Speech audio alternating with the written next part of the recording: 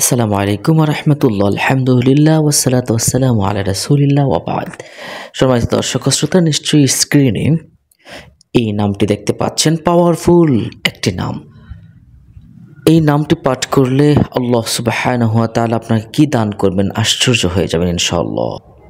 প্রত্যেক ফরজ নামাজের পরে আপনি যদি মাত্র কিছু সংখ্যক বার ইয়া আলিমাল গায়বি, ইয়া আলিমাল গায়বি পাঠ করেন, আল্লাহ পাক আপনাকে কি দান করবেন, আসুন আমরা এই বিষয়টা জেনে নেই। তার আগে ইয়া আলিমু এই নামের কিছু আমল আমরা জেনে নেই। ইয়া আলিমু শব্দের অর্থ হলো হে মহাজ্ঞানী, দ্য অল নোয়িং, যে সব কিছু জানেন।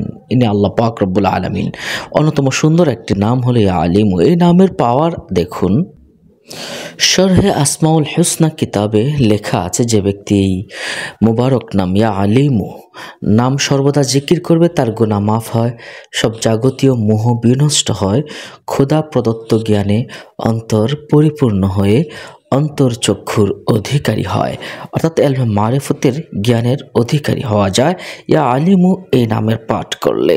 সম্মানিত দর্শক ও শ্রোতা, দেখুন, যাদের জ্ঞান বুদ্ধি একটু কম আছে, যাদের স্মৃতিশক্তি একটু কম আছে, তারা যদি ইয়া আলিমু এই নামটি প্রত্যেক দিন 21 বার পাঠ করে পানিতে ফু দিয়ে ওই পানিটা যদি 40 দিন প্রত্যেক দিন খালি পেটে কোনো ছেলে মেয়েকে পান করায়, তাহলে ছেলে মেয়ের ইনশাআল্লাহ স্মরণ শক্তি বৃদ্ধি পেয়ে লেখাপড়ায় বিদ্বান হবে।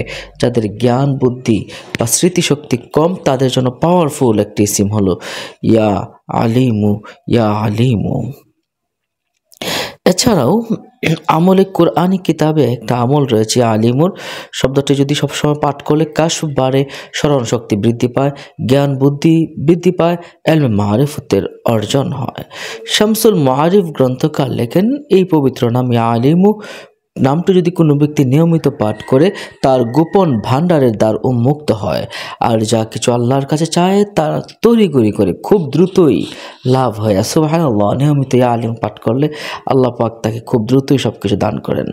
এখন শুন ইয়া আলিমাল গায়ব, ইয়া আলিমাল গায়ব, যে ব্যক্তি প্রত্যেক নামাজের পরে, ফরজ নামাজের পরে 100 বার ইয়া আলিমাল গায়ব, ইয়া আলিমাল গায়ব, ইয়া আলিমাল গায়ব এভাবে জিকির করবে, সাহেবে কাশফ, আল্লাহ তাকে সাহেবে কাশফ বা কাশফের অধিকারী করে দিবেন, অদৃশ্য জ্ঞান দান করবেন।